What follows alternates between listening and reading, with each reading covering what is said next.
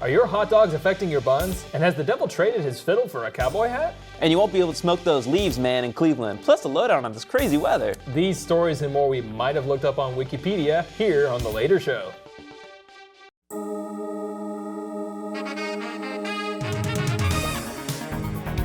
Not quite live, but somewhat ready for prime time. It's The Later Show with Ben Banks and Nathan Smith.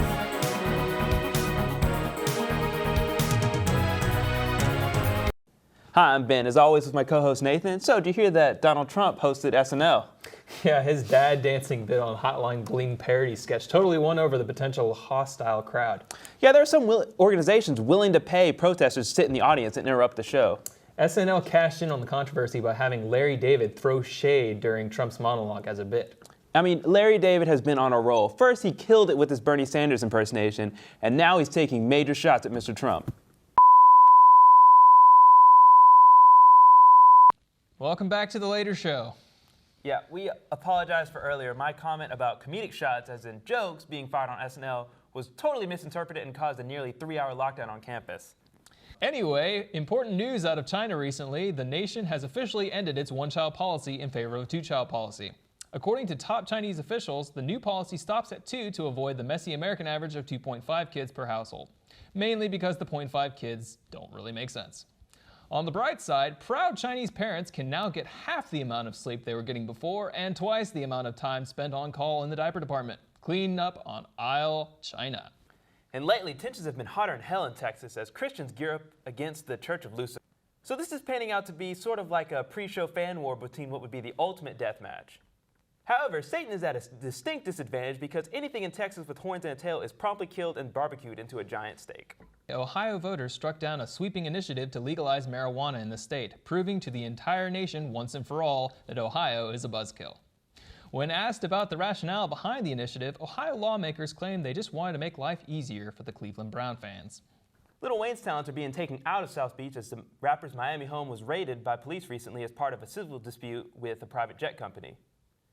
Weezy reportedly owes the jet company not $1 million, but in fact $2 million in unpaid licensing fees. Lil Wayne replied on Twitter with this: "It's days like today that make me question everything, even myself. But I guess this is the thanks I get. Sometimes it's tough to be tough, and even tougher to be me."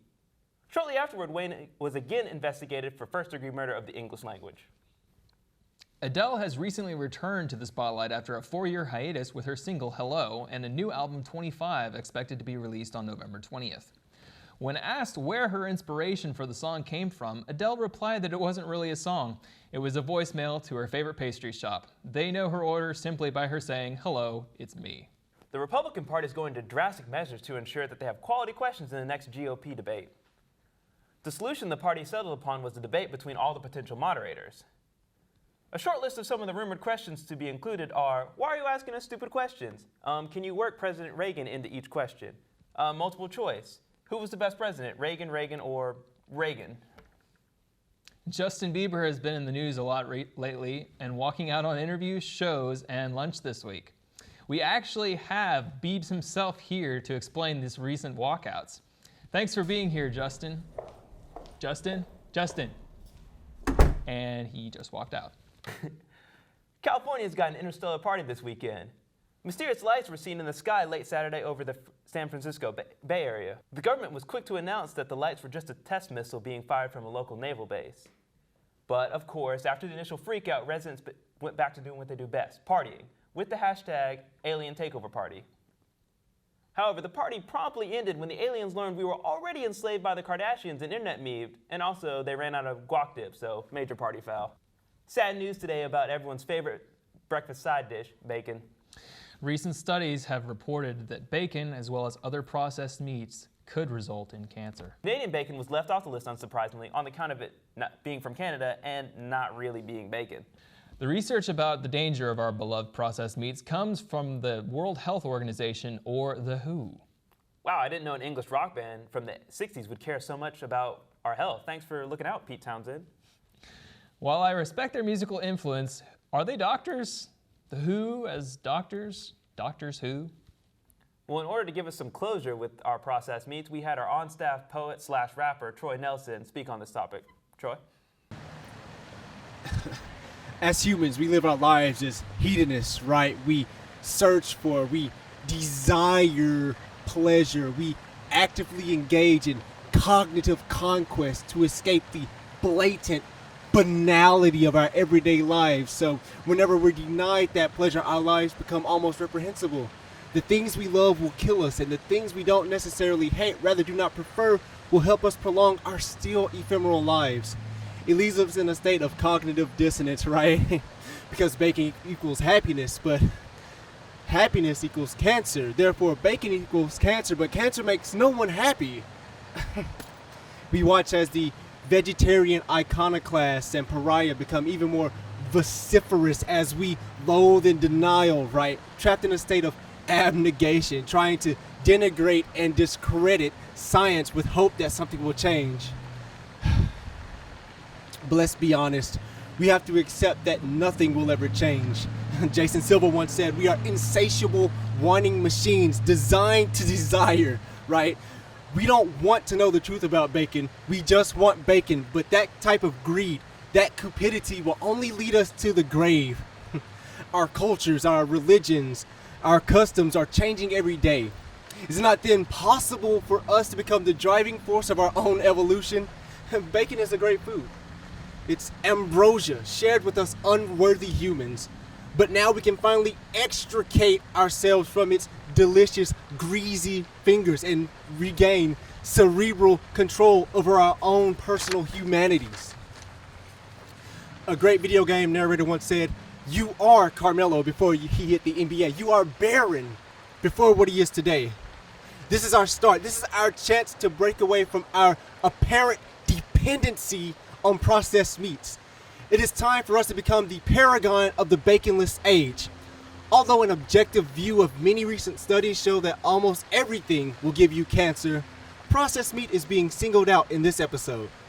So to all of the amazingly delicious strips of cured pork belly, we love you. You're great.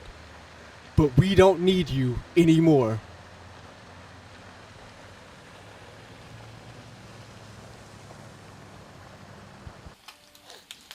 That was beautiful.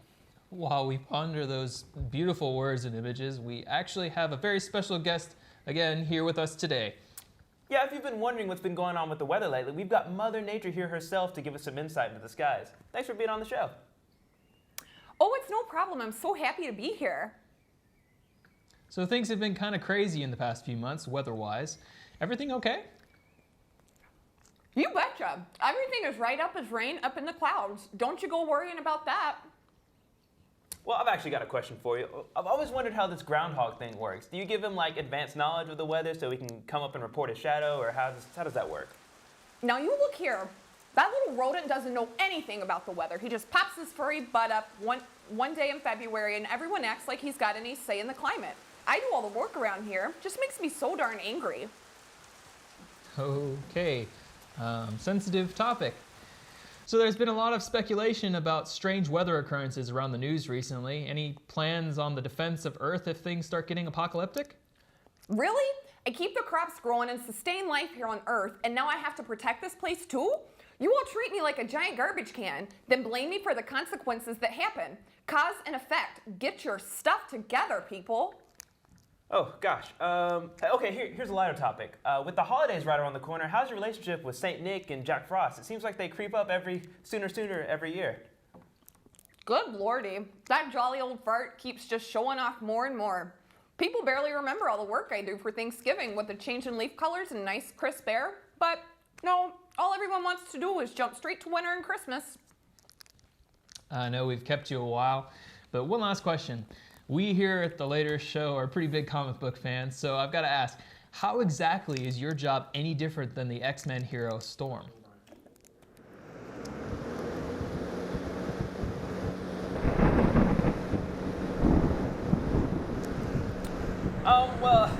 Well, we're just going to get out of here for now, so make sure you catch us next week.